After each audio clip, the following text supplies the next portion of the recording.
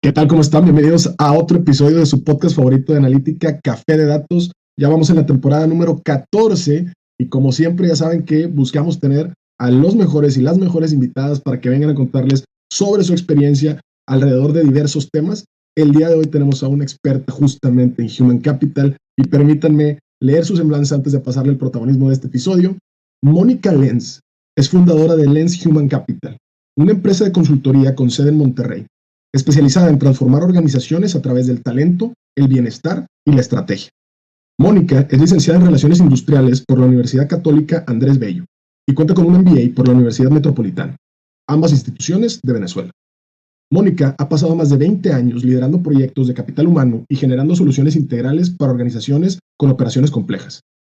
Ha acompañado a CEOs, CHROs y líderes de compensaciones que enfrentan retos como reestructuraciones, guerra por el talento, incremento en siniestralidad, cumplimiento normativo y ausentismo. Su enfoque integra análisis estratégico, sensibilidad humana y un fuerte compromiso con los resultados. Mónica integra visión de negocios con acciones que generan alto impacto en rentabilidad, atracción y retención de talento. Mónica, bienvenida, ¿cómo estás? Muy bien, César, muchísimas gracias por esta invitación. Me encanta estar con ustedes otra vez. Oye, sí, muchísimas gracias. Ya es la segunda vez que colaboramos. Primero estuviste en el simposio. Por aquí les dejaremos pues ahora sí que en la descripción del episodio, el video también del panel en donde Mónica tuvo la oportunidad de participar con nosotros el año pasado. Vamos a retomar algunos temas de ese panel también, pero también vamos a hablar de cosas nuevas y sobre todo de algunas que recientemente por ahí se cumplieron para Mónica y su equipo. Entonces, Mónica, muchas gracias otra vez por el tiempo, muchas gracias por todos los cambios que hicimos, pero ya se está pudiendo. Y pues nada, para empezar, Mónica, tenemos una gran costumbre, un gran ritual, algo importante para romper el hielo un poco y que la gente te conozca también un poco a título personal. Si Muy te bien. pides un café o un té como el que me estoy tomando yo, con cualquier personaje de la historia, ¿quién sería y qué le preguntarías? Híjole, de la historia, ahí se me van muchos, pero te podría decir la historia contemporánea de ahorita. Siempre en mi bucket list ha estado Michelle Obama y Barack Obama. Siempre. Me leí su libro de Michelle Obama, me parece una mujer increíble, su pensamiento, su familia, etc. Pero ya más metida en mi mundo de trabajo, de estrategia, de recursos humanos y de datos y salud, últimamente, en los últimos años he leído mucho a Adam Grant y hay un último libro que se llama Hidden Potential. Y después de ese libro dije, yo quiero tomar un café con él. Él es un psicólogo organizacional de Wharton y se ha dedicado a algo que me encanta, que es analizar toda la parte humana en las organizaciones, la estrategia detrás de números y de data. Para mí es súper importante que tú lo que manejes tenga fundamentos. Trabajo desde health coach de medicina funcional hasta compensación y todos con el tema de que tiene que tener datos, que tiene que tener evidencia y que no podemos andar con supuestos que no existen. Y él se ha dedicado a eso. Él se ha dedicado a buscar en Hidden Potential, a ver, ¿qué le pasa a la gente que es altamente exitosa? O sea, ¿nacieron así o se hicieron? ¿Y qué es lo que está detrás? Y muchos hiciste así, parte y parte. Él logra demostrar que hay otros elementos más allá del que naces que sí se puede desarrollar. Y hace experimentos sociales que son muy interesantes. Es decir, pone a escuelas o pone personas, esos son experimentos sociales, los llevas con estadísticas, ves lo que el comportamiento está pasando y evidencias y compruebas hipótesis. Ese libro es altamente recomendable.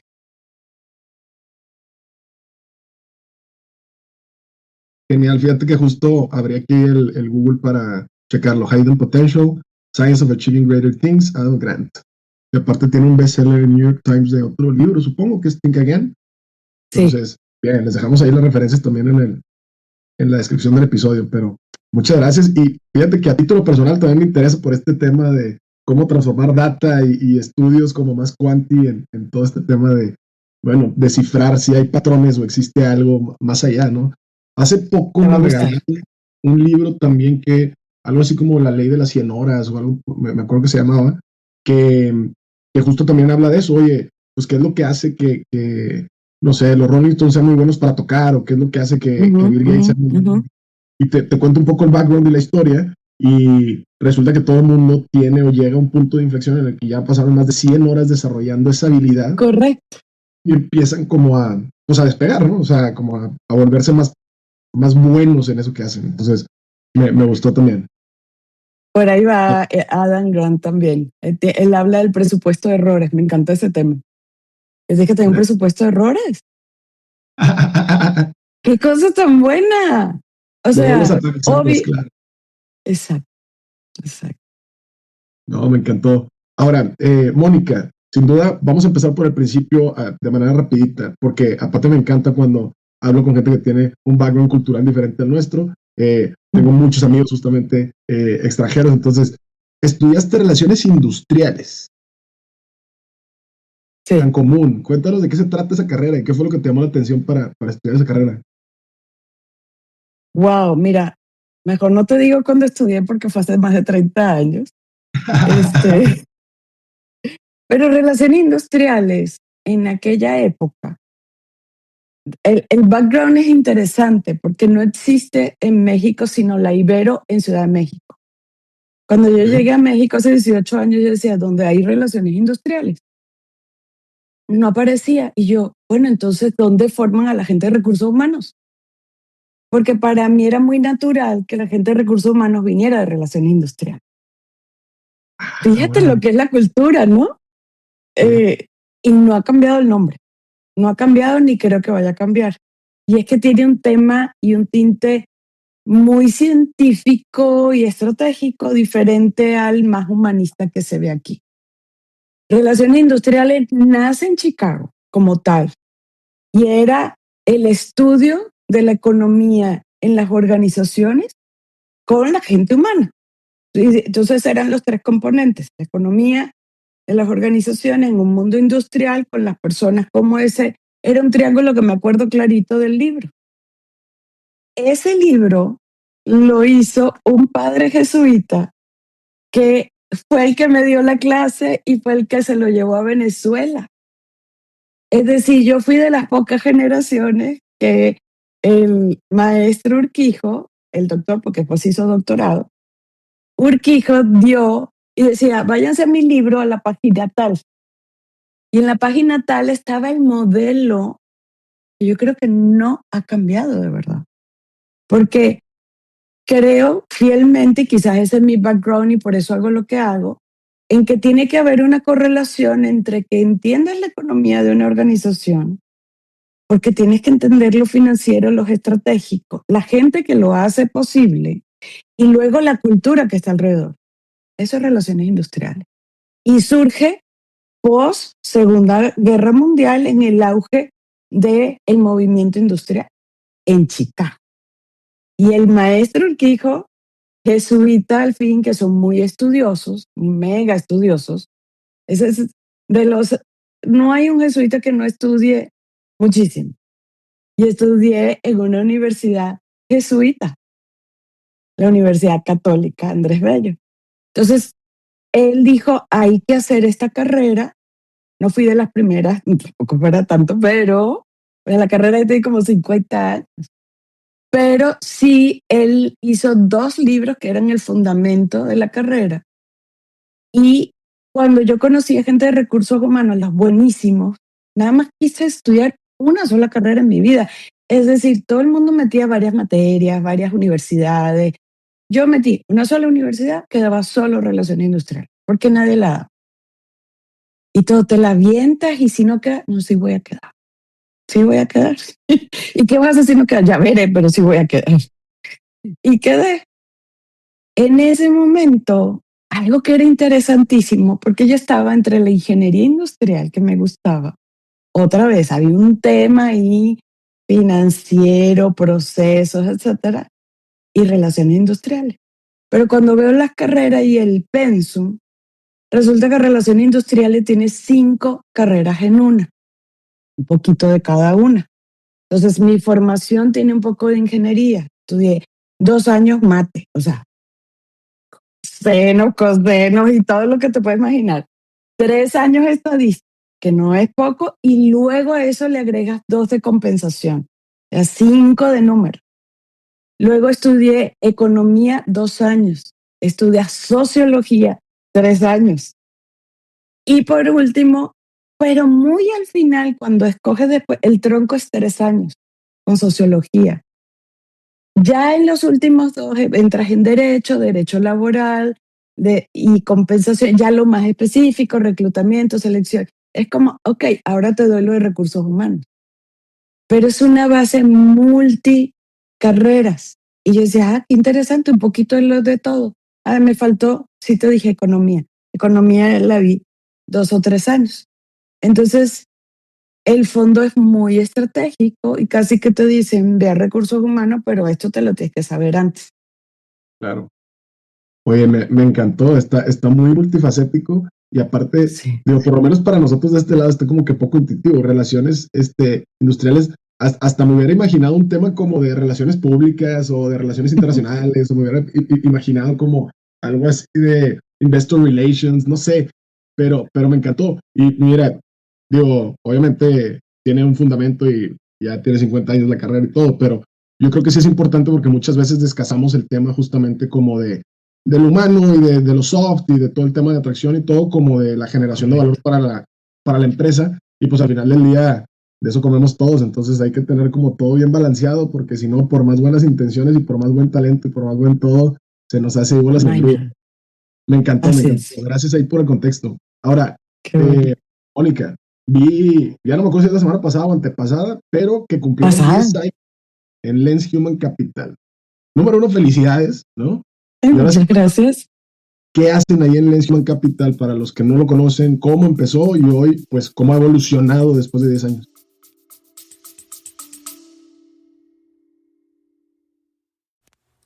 Este episodio es patrocinado por el CIA. Conoce el primer ecosistema privado que integra inteligencia artificial en el ámbito empresarial, visión computacional, machine learning y capacitaciones. Y te tengo una gran noticia, porque en colaboración con Café de Datos por tiempo limitado puedes aplicar con tu organización para un taller de innovación con inteligencia artificial. En este taller generaremos un workshop en donde descubriremos diferentes tendencias de la inteligencia artificial que le pueden servir a tu organización. ¿Para qué? Para finalmente desarrollar un roadmap de mediano y largo plazo de iniciativas que pueden darte beneficios a ti y a tu equipo en tu empresa. ¿Cómo participar? Encuentra el formulario con todos los detalles en el Linktree de Datlas. Linktree se escribe linktr.ee/Datlas o encuéntralo en la descripción para más información. Continuamos con el episodio. Wow, está muy padre hablártelo después de hablar de relaciones industriales, porque te va a hacer todo sentido. Y creo que nadie me lo ha preguntado así. Entonces te felicito porque ahora sí puedo explicarlo bien. Después que sabes que estudié eso, habrás pensado, pues soy compensóloga, tengo más de 30 años en compensación.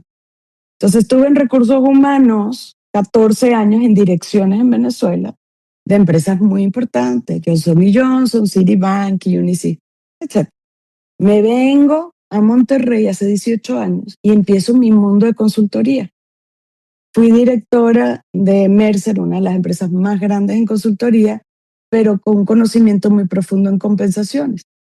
Fui la principal de toda la parte de principal, el director más alto en consultoría. En toda la región norte recorrí más kilómetros que muchos mexicanos, de Tijuana, Reynosa, de todos, para todos lados, haciendo encuestas, entendiendo salario. Y luego de 7 años, yo dije, por aquí no va la consultoría que yo creo y quiero, porque esto está como muy frío, se limita a que haces las encuestas, ver los números, que es una frialdad que yo entendía por la carrera, pero me estaba faltando la parte humana en la consultoría. yo decía, no puede ser de esta manera. Y entonces, hace 10 años y un poquito más, empieza la idea, estando en Merce, de que yo quiero hacer algo diferente.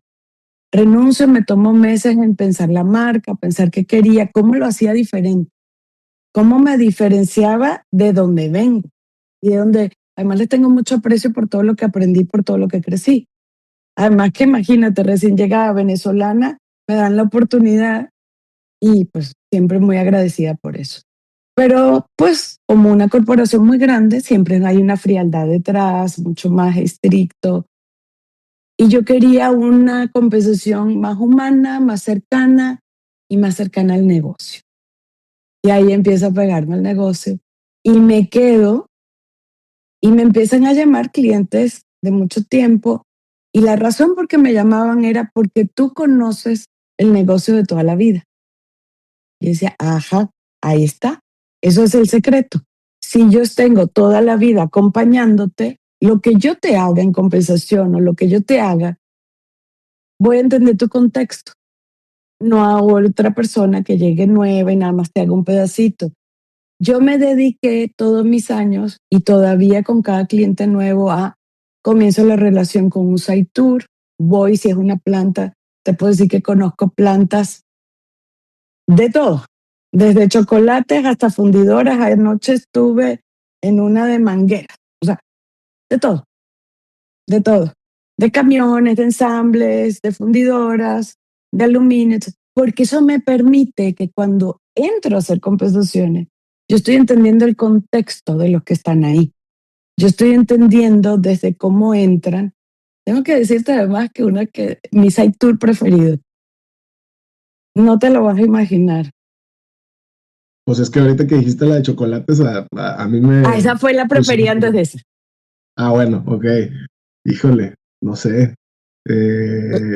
Ropa, calzado y accesorios, moda o algo así. No.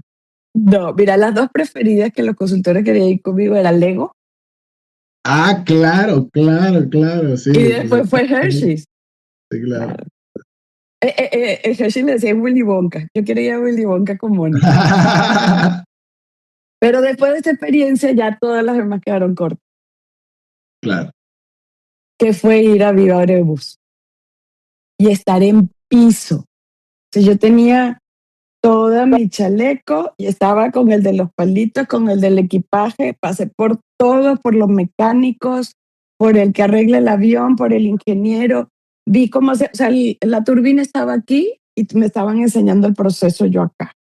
Entonces, si me buscas por ahí vas a ver la foto de Mónica en viva, feliz como niño pequeño entendiendo esa operación.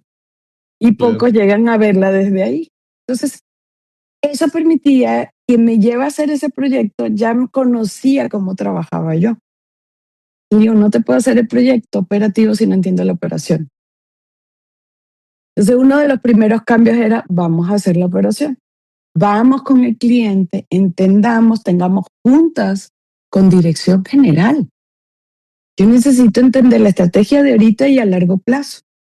Y entonces compensación empezó a ser un tema más estratégico con quien yo iba. Y me metía en las direcciones. Obviamente cuando presentas resultados lo ataba directo a lo que ellos buscaban. Y luego empecé otro camino paralelo en que había que humanizarlo. Y yo decía, hay que humanizar pero con números. O sea, mi tema era, el mundo se dividía en desarrollo organizacional, humano, humanístico y los números. Yo decía, no, eso tiene que haber algo que lo conecte. Y empecé hace más de 10 años en coaching ejecutivo, hice psicología positiva, me entrené para entrenar coaches, entrené a otras personas en una metodología hermosa que se llama Points of View. Después, hace 5 años más o menos, cuando te comentan, pues estudié coaching de medicina funcional, que entonces es atado a la salud. Trabajé en el Hospital Zambrano mientras hacía consultoría y trabajaba con doctores, con enfermeras, con nutriólogas, psicólogas en el tema de prevención y bienestar. Y no dejaba de hacer consultoría. Pero yo decía, ¿cómo ahora ato el mundo de la salud con el mundo organizacional? Porque aquí lo estoy viendo en individual. Y sigue, o sea, Lens Human Capital ha sido una transformación más otra, detrás de la transformación mía. Y es como ponerle eh, una capa sobre otra, y construir lo que hoy somos. Y hoy somos una empresa, como bien dijiste al principio, que entendemos talento, que entendemos compensación, bienestar, pero que lo atamos con números y estrategia. Claro. Entonces, pídeme todo lo demás, pero yo voy a buscar la forma en que esto esté atado a tu estrategia de negocio, que esté atado en la agenda del CEO, que esté atado en la agenda que tiene los consejos, porque ahorita trabajo con muchos consejos, con presidentes de consejos, porque ahí es donde tenemos que estar. No logramos nada más abajo. Logro un entender y logro tener clientes ahorita que formé hace 15 años en compensación y ahora son mis clientes, pero me conocen en otro punto. Y eso es lo que estamos transformando en el equipo. El equipo es multidisciplinario. Tengo un economista que hace business analytics, pero que lo ata con compensación con lo que yo le digo de capital humano. Tengo a una de las mejores maestras de yoga que me ayuda en desarrollo de negocio y en bienestar. Tengo a alguien de capital humano, tengo comunicación, porque todas las áreas que tenemos que integrar. Nice. Me encanta. Y rescato muchas cositas que has dicho. A ver, número uno, este tema de emprendimiento que a nosotros nos encanta porque vivimos la misma historia. De hecho, en Datos estamos cumpliendo 10 años también. Entonces, esto de decir, oye, a ver, yo ya estuve en la iniciativa privada, gracias. Yo ya estuve en la iniciativa privada, estoy viendo que hay un hueco, creo que puedo agregar valor, y sobre todo esto que decías al principio de, no, a ver, frené, me tomé meses y entonces definí la propuesta de valor que voy a traer al mercado.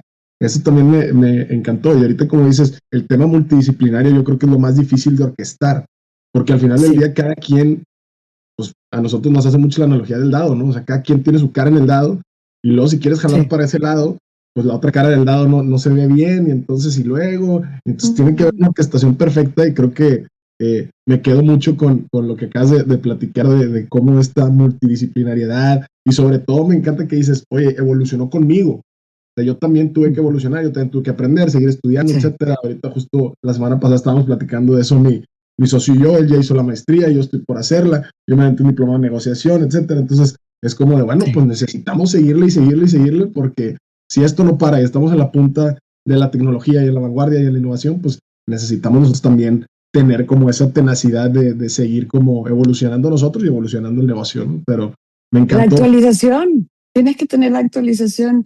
Un buen coach siempre dice, ¿cuál es tu gran meta de actualización este año? Yo todos los años tengo en el pipeline mío personal que voy a estudiar este año.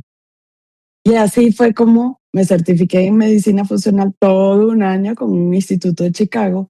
Ese mismo año de maestra de yoga. Entonces, siempre me pongo retos. El año pasado me eché una de 4 días completos con Tony Robbins de 12 horas. Entonces dice, claro, tienes que saber nuevas cosas, no nos podemos quedar. Me encantó. Fíjate, me acordé mucho de mi hermano le gustó mucho Tony Robbins.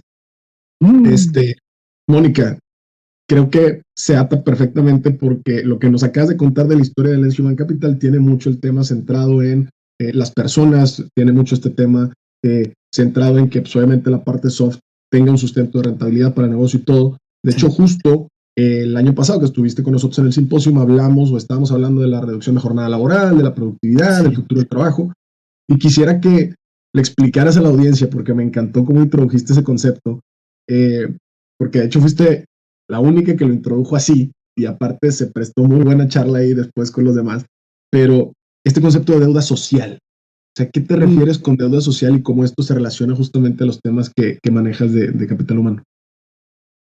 Sí, recuerdo cuando me invitaste al simposio y te dije, oye, a ti te dijeron que yo hablo de bienestar y capital humano y no de datos, y sí. Bueno, está bien, porque voy a hablar de la deuda social que tenemos con eso. Te quiero decir, ¿cómo? Yo, claro que tenemos una deuda social inmensa como sociedad en México. Y es importante poner contexto.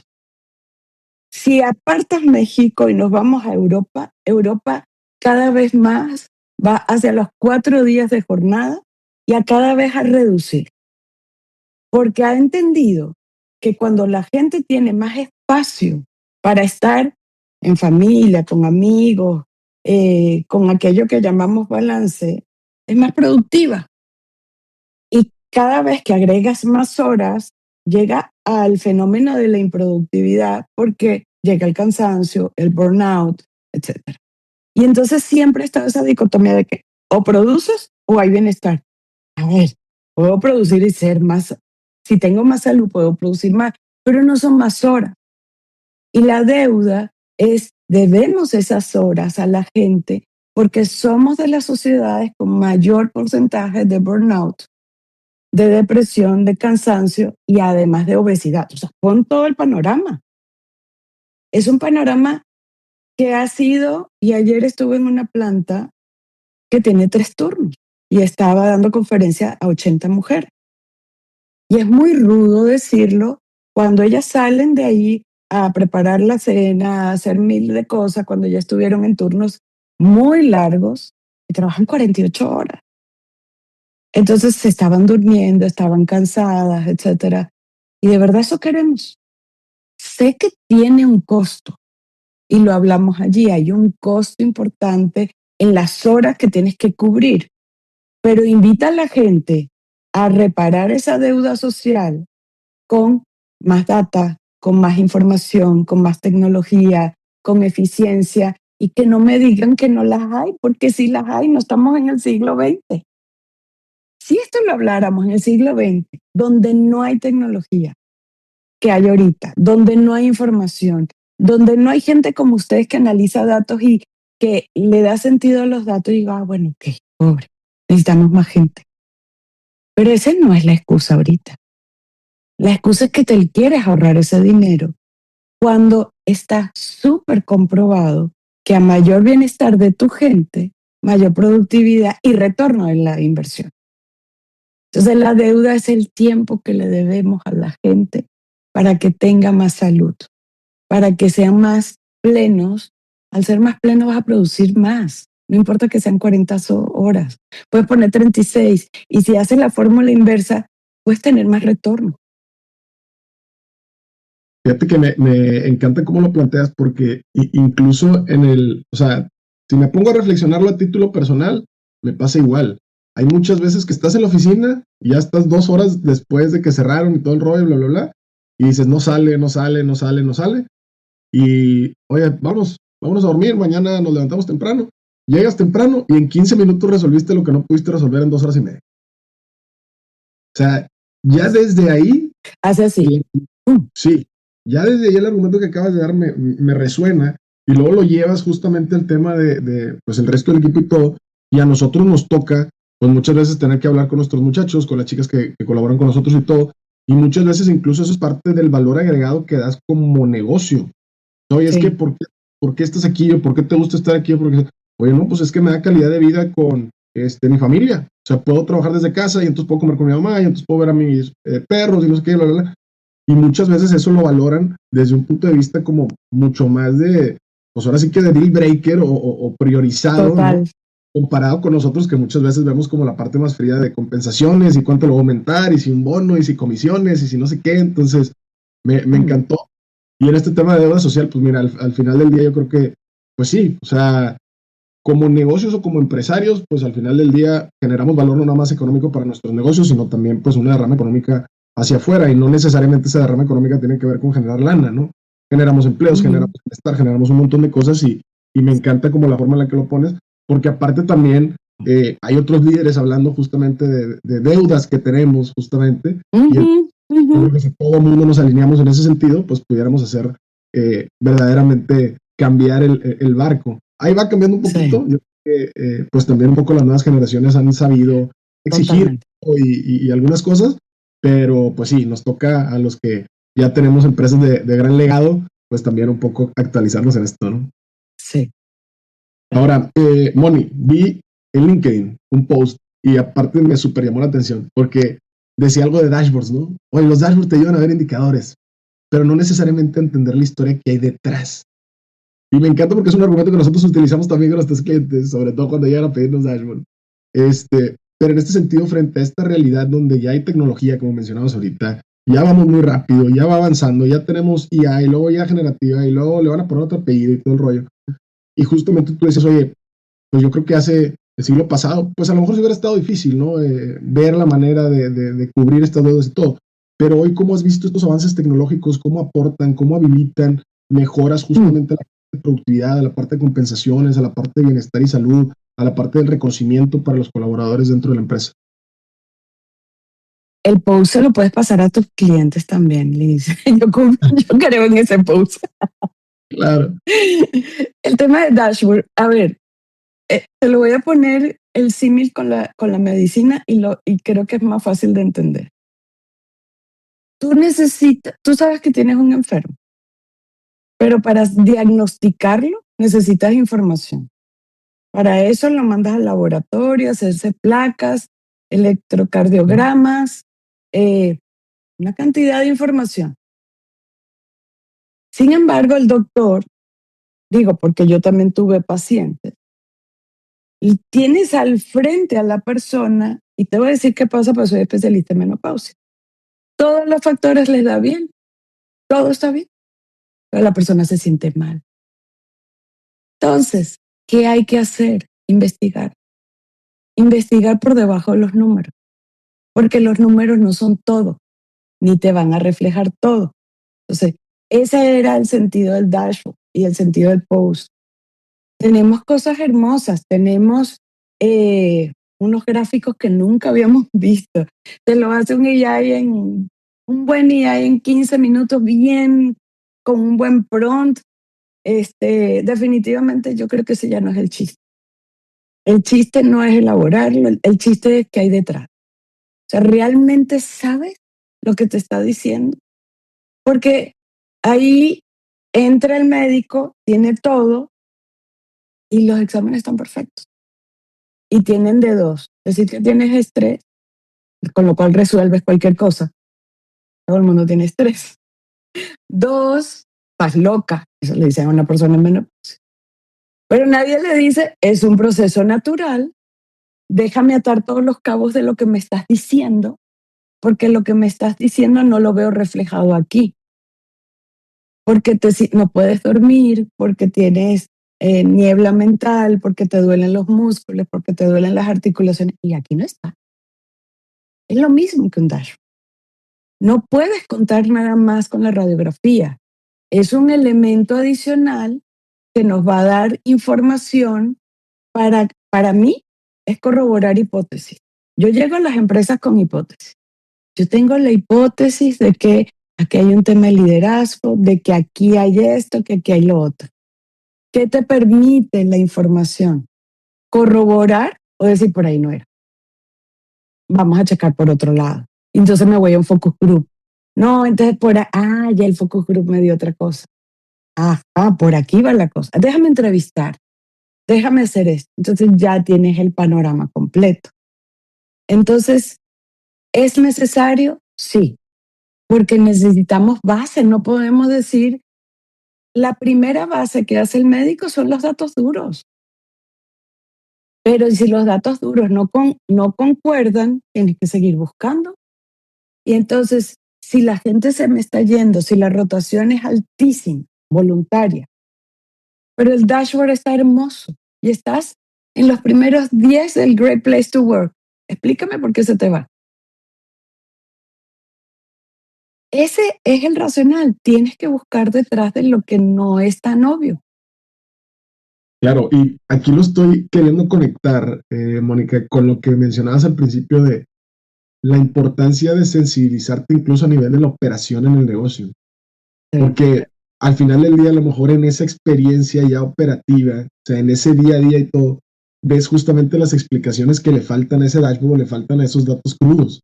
Claro. A nosotros nos ha pasado en 1000 veces también, o sea, de pronto, no, pues ya están conectadas las bases, ya está todo, como dices tú, súper bonito, súper padre, se actualiza, le picas, ya está el nivel directivo viéndolo, el nivel gerencial, el nivel coordinación, ya están los operativos, y sigue habiendo problemas de calidad. ¿Qué está pasando? Y entonces ya te bajas y vas, como dices tú, a una visita de planta y dices, no, pues sí, pues es que resulta que hay dos personas de manera visual checando esto, cuando pudiera ver, intervención tecnológica, ¿no? Que les ayude, no necesariamente que los sustituya, pero pues, oye, ahí se está yendo una parte importante y muchas veces en esa optimización haces casos de negocio mucho más grandes. O Sí. sea, en términos de rentabilidad y todo, porque muchas veces a nosotros también llegan de que, no, yo quiero vender más. Perfecto, nos enfocamos a vender más, pero ¿qué te parece si hacemos más eficiente la venta que ya tiene? Mm, Y haciendo eficientes los procesos y todo, generas rentabilidad mucho más alta y luego a veces nos ha tocado que hasta más rápido, porque no es lo mismo Sí, que cambiar procesos que tienes ahí en la casa. Entonces, increíble, me encantó. Ahora, totalmente. Mónica, en tu trabajo acompañas mucho a líderes que toman decisiones claves sobre sus equipos y sobre sus empresas. Entonces, cuéntanos, nos escuchan también algunos líderes. Desde tu perspectiva, ¿qué retos has visto que son los más comunes o los más importantes a resolver entre los líderes de hoy hacia adelante? Hay un tema que a todos nos está volviendo loco, que es la incertidumbre. No hay certidumbre en el negocio, no hay certidumbre en tu vida, no hay certidumbre en el momento que estamos grabando, no sabemos cuántas bombas están cayendo en Irán, o si le cayó a Dubái, o si de pronto se hizo más grande. A lo que voy es, no puedes predecir nada. Aquello que cuando hacíamos planes, yo recuerdo, vamos a hacer el 2020, estaba en el 2010. ¡Wow! ¡Qué atrevido!, ¿no? Claro. Luego se redujo del 2025, vamos a hacer 2030. Ya te estás haciendo de 3 años y ya 3 años es complicado. Imagínate. Y no es nada más nuestro país. Y siempre digo nuestro país porque yo ya soy mexicana y mis hijos están aquí y todo. Entonces, yo te Claro, puedo decir, en mis dos países no está fácil. claro. Ni Venezuela ni México. No sabes qué va a pasar mañana. Yo el 2 de enero no sabía que iban a capturar a Maduro, ni las implicaciones que eso iba a traer. Y así todos los sucesos, todos los días, que impactan además al negocio y al negocio al líder. Pero se está perdiendo de vista por aquello de protegernos en nuestra sanidad mental, de que no, mejor no lo veo porque está ya lejito. O Claro, no me mejor va a no afectar. le entro. No, es que mira, es Trump y la guerra y no, te tienes que fijar porque el precio del petróleo ya subió, las bolsas ya están cayendo. Entonces sí tienes que verlo. Siempre que doy cursos a recursos humanos es qué está en tu Twitter, X, qué cuentas sigues, a quién sigues. ¿Estás siguiendo a un influencer? Ahora hay influencers de economía, me encanta. Entonces los sigo un montón. Y gente que te da la noticia resumida más rápido y tú dices, ahí voy, ya. Pero no te estés viendo otras cosas. Yo entiendo que necesitamos paz mental, pero actualízate cada cierto tiempo porque uno de los problemas de los líderes es que no hay certidumbre. Al no haber certidumbre en el negocio, los procesos de ansiedad y estrés en los líderes están siendo cada vez más severos. Y a eso agrégale que lo normalizan o lo evitan. No, pues estoy estresado. Normal, ¿cómo es estresado normal? Yo no entiendo el estresado normal. ¿Qué es para ti normal y qué es para mí normal? Hay estrés de estrés. No, normal, nos agarraron 5 camiones en la carretera, perdimos la mercancía. Lo normal, eso para mí no es normal. O inclusive no saber que lo que tienen es ansiedad. Óyeme esto es bien importante. No saber que tienes ansiedad creyendo que tienes estrés, porque no saben ni diferenciarlo. Y cuando eso no está atacado de principio, terminas con directores y directivos que he tenido con ataques de pánico en el carro, porque no fue atajado a tiempo. Entonces, ese estado de conciencia del líder, de la situación, pero además hacia adentro, de cómo eso me está afectando a mí, es uno de los mayores retos y en donde he estado en los últimos años muy dedicada. Porque si bien todos necesitamos ayuda, necesitamos a un líder muy claro, necesitamos un líder sostenible, necesitamos un líder que sepa entenderse, que sepa comprenderse y que tenga mucho autocuidado. Y de eso me dedico un buen. porque si no, no es sostenible el negocio. El negocio de Atlas depende de ti y de tu socio. El negocio de Lens depende de Moni. Entonces, si yo no aplico el autocuidado, no tengo esa conciencia, pues ¿cómo hacemos que nuestro negocio dure más de 10 años? Entonces, ese es el primero, que ya me parece suficientemente complejo. Yo te diría un segundo con el cual he estado en los últimos 20 años diciéndolo y no va a cambiar. La gente cree que va a cambiar y no cambia. Y es que estamos coexistiendo 4 generaciones. Porque me puedes decir que los baby boomers ya no están. Ajá. Pero te quedan los Y, te quedan los Z, te quedan los Gen Z y ya vienen los Beta. O sea, siempre desde hace 20 años van a coexistir 4 generaciones. Y eso no es fácil de llevar. Me toca oír a los líderes que piensan como yo, desde una generación X, pobrecita mi generación bien fea, X. Entonces somos los X tratando de entender un Z. Y si no los tienes de hijo, peor, porque al menos yo tengo hijos de esa generación y puedo decir, bueno, los entiendo, están en casa. Entonces, es complejo ser líder de una generación que ya no eres mayoría, pero que tienes que liderar a una mayoría que está lejana a ti y que no te puedes quedar con quejar. Siempre le digo, ¿qué sirve? ¿De qué me sirve que sigas diciendo que son frágiles, que no aguantan, que se mueven? Ahí no está el chiste. El chiste está en que entiendas qué es lo que hay y trabajas con lo que hay. Porque cuando me tocó a mí, seguramente la complicada era yo. Yo estoy segura que hablo con mi jefa y seguramente decía que ella era la complicada. Eso no me cabe duda, pero tenemos memoria corta. Entonces, con eso te resumo para mí en dónde están los grandes retos del liderazgo, porque no es cosa menor esta que acabamos de hablar. No, claro. Y me lleva mucho a reflexionar porque justo parte de lo que incluso hacíamos ahí en Enlace el año pasado que nosotros estuvimos en el programa, que justamente le mandamos saludos a todos, era eso de decir, oye, Igual. en los siguientes 3 años, y ya en 3 años ya se nos está complicando proyectar el tercero. Entonces, vamos a ver entonces de aquí a los próximos 12 meses, 18 meses, y entonces vamos a revisar cada 6, y entonces vamos a empezar a ajustar y todo. Sí. Porque sí, tiene razón. A ver, una cosa que veíamos nosotros era el tema pues, tecnológico y el avance, pero también la incertidumbre tiene razón a nivel macroeconómico, también incluso a nivel en tu país, de política, de temas de si vamos a tener el mundial y luego vamos a tener elecciones y no sé qué, como que todo está hoy en la mesa y tener que malabarear todo, yo creo que sí es bastante chamba. Entonces, pues bueno, tocará tenernos que preparar y justo, Moni, para ir cerrando justo la charla pensando en este futuro, donde cada vez hay más datos, donde hay más herramientas, donde hay más tecnología, donde hay más acceso en general a muchas cosas. ¿Cómo ves tú el futuro del trabajo en estos 5 años, 3 años? ¿Qué nos espera y cómo nos preparamos desde el punto de vista de un empleado y cómo nos preparamos desde el punto de vista de los líderes, ¿no? Está muy loco porque con esto de los 10 años me ha tocado hablar con clientes que me conocen por la parte dura. Y digo, pero ahora vamos a hablar de lo blando. ¿Qué mirando? Sí, lo que no puedes medir, pero que nosotros ahora estamos midiendo. Porque yo estaba tan convencida de que el salario ya no era suficiente, de que el salario yo lo consigo como ya un commodity. Tú pagas bien y ya, ¿qué más vas a hacer?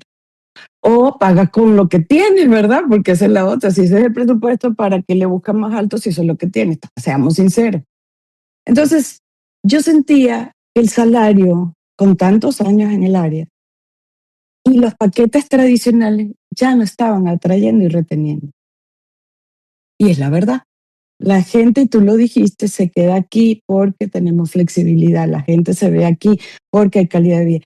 Y yo empecé a decir hace un año, ok, no está por ahí. En mi modelo de relaciones industriales de toda la vida, existía los no tangibles. Claro. Y me empecé a dar cuenta que la gente se va y se queda por los no tangibles. Incluso presentando el producto que tenemos ahora que se llama Lens Indicator, nos dimos cuenta en las charlas con directores, que vamos uno a uno a platicar porque es muy nuevo, y nos dicen, ay, yo fui una. Yo renuncié al que estaba porque no me daban flexibilidad y gano menos. Ah, nos dimos a la tarea de hacer una investigación económica primero y después con datos econométricos. Y nos dimos cuenta que el mundo donde están los colaboradores y las empresas, en este ecosistema que estamos, la gente, si no se mueve el salario, se mueve esos no tangibles. Y empezamos a investigar más de 40 papers, muchos académicos, muchos estudios, de que habían 5 elementos no tangibles que mueven a la persona para adentro, para afuera. Y ahí te los digo. El primero, lo dijiste, flexibilidad. No es solo si te quedas en casa, hay muchos modelos, híbridos, presenciales, autonomía. Buscamos en cada pilar todos los subfactores que se miden, porque hay mucho estudio teórico, eso nos dimos cuenta, y la academia ha hecho mucho, y sabe que estos son los que pegan, lo que no saben es cómo, y nosotros nos dimos la tarea después de monetizar. La flexibilidad, number one. Segundo, bienestar físico, mental y emocional. Tercero, la convivencia. Resulta que hay una paradoja entre me quedo en casa pero no hay convivencia, o me quedo en el trabajo y hay mucha convivencia pero no me da flexibilidad. Es un arte, pero se requiere. Vimos en todos los estudios que la gente lo necesita. El cuarto tiene que ver con el reconocimiento, pero no el monetario. Sí, ya está, son los bonos, son las comisiones, lo que tú quieras. Pero el reconocimiento público, no monetario. Pero hacerlo formal. Yo siempre digo, el empleado del mes de McDonald's nos toca a todos. Y en su momento fueron exitosos porque ellos fueron los primeros que pusieron el empleado del mes. Claro. Está bien, no le llamamos empleado del mes, no pongamos, pero ¿qué estamos haciendo para ese reconocer lo que la gente hace diferente, lo que agrega de valor, lo que... Es decir, ¿cómo le decimos a los otros que eso es bueno, que eso hizo por arriba? La gente quiere la palmada, la gente quiere el mail, la gente quiere la insignia, la gente quiere algo. Y siempre le digo, pues obviamente ya los directores están de mi nivel de tamaño de edad. Le digo, ¿a poco a ti no te gusta que te reconozcan? A mí me encanta. Claro. Me dice, sí me hubiese gustado. Bueno, las nuevas generaciones están allí. Están en que se quedan también por el reconocimiento no monetario, pero sí formal. Y el último, no menos importante, ha estado siempre y nunca le damos la importancia, los planes de carrera y crecimiento profesional, que ya no es solo si crezco hacia arriba. Los chavos te dicen, a mí no me importa el título, a mí no me importa si voy para arriba, yo quiero crecer. ¿Y qué significa crecer? Lo que hablamos de la actualización. ¿Cómo me vas a enseñar las nuevas tecnologías? ¿Cómo me vas a enseñar cómo voy a usar el Python? ¿Cómo voy a usar los agentes? ¿Cómo voy a hacer mi trabajo más ágil? Eso es crecimiento profesional. Entonces, esos 5 elementos hacen que la gente se quede o se vaya. Y dentro del reto que hablamos de los líderes está el tema de que estamos hablando ahorita, de cómo voy a atraer y retener esa gente de diferentes generaciones. Entonces tienes que voltear a ver los intangibles. Tienes que medirlos, tienes que compararte y tienes que monetizar. Y de eso nos estamos dando la tarea y ya lo estamos haciendo. Y estamos ahorita justo en la convocatoria. Llevamos 15 empresas de las más top de Monterrey. Mientras más data, tú lo sabes. Mejor base de datos, mejores datos. Es correcto. Insight, vamos a tener un montón. México necesita tener indicadores y no los hay. Nosotros queremos ser de los primeros que demos estos indicadores. Queremos ser de los que se diga, en México esto significa flexibilidad. En México esto puedes estar o no puedes estar. Esas son las tendencias, estos son los números. Y empezar en consecuencia a actuar en eso. Entonces me dice, ¿por dónde va el futuro? Nosotros no estamos subiendo en esa ola ahí, porque en esa ola nos están subiendo muchos. Es más, te podemos decir que es el único indicador que existe en México y casi LATAM que lo hace. Entonces, ¿necesitamos hacerlo? Sí, porque todo el mundo se siente perdido en cómo atraigo y retengo. Y las ecuaciones tradicionales ya no son suficientes. Siempre, siempre. Gallup ha hecho su estudio y el líder sale como la primera. Pero a un director, pues hicimos mucho focus group, hicimos panel de expertos con todo esto. Y digo, nosotros no medimos liderazgo directo. Me digo, sí, pero todas esas prácticas lo tiene que hacer un buen líder. Sí, claro. Ándale, me quedé callada yo misma. Dije, tienes toda la razón. Me dice, un buen líder tiene que hacer esos 5 elementos, inclusive aunque no estén en una organización. Y un buen líder tiene que hacer que eso pase. Porque imagínate una organización que lo tenga y el líder no lo permite. Porque No, sabemos de líderes que no permiten crecimiento personal. Y yo le decía, es que está separado el liderazgo porque para eso tienes clima organizacional. No vamos a hacer algo que compite, vamos a hacer algo que complemente. Entonces, complementa el clima organizacional, complementa tus encuestas de salario que tienes que seguir haciendo. Y como decíamos al principio, es como la radiografía adicional. claro. Te falta. Ahora sí, más elementos, métete debajo y empieza ahora a hacer programas dirigidos a donde te está doliendo, a donde el mercado ya estás viendo que se está yendo, porque vas a tener una realidad de mercado y ya no es, sí, es que tal la empresa hace flexibilidad, pero no tienes ni idea qué hace. Claro. Aquella empresa, las más renombradas, que ya sabemos quiénes son, ya volvieron. Entonces todo el mundo a volver. No, o sea, no necesariamente es eso lo que te sirve. Pero ¿qué sí está haciendo el mercado en términos generales? ¿Qué prácticas sí puedes adoptar y qué prácticas no vas a adoptar? Pero con la data para tomar decisiones importantes. Por ahí creo que se va a seguir moviendo todo. En esto de gente como usted, gente como nosotros, dando datos, dando insight y permitiendo de que tomen las mejores decisiones de contratación, de desarrollo, desde mi trinchera tuya de negocios. Pero por ahí está el futuro del trabajo. Me encanta, y me encanta cómo volvemos a esta premisa de, oye, yo no hablo de datos, yo hablo de capital humano y todo, y mira cómo terminamos siempre con temas de insights, con temas de data, con temas de tener justamente los elementos suficientes como para hacer ese análisis, para tener pues esos hallazgos, esos patrones y todo. Entonces, me encanta.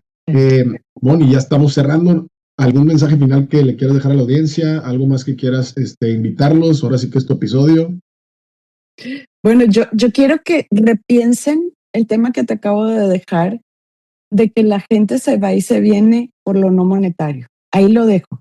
Porque si seguimos pensando que la gente se queda por salario o viene a ti por salarios, ese no es el camino y está comprobado. Tenemos que enseñarle eso a los emprendedores, a los líderes, a todos, de que hay más allá del salario.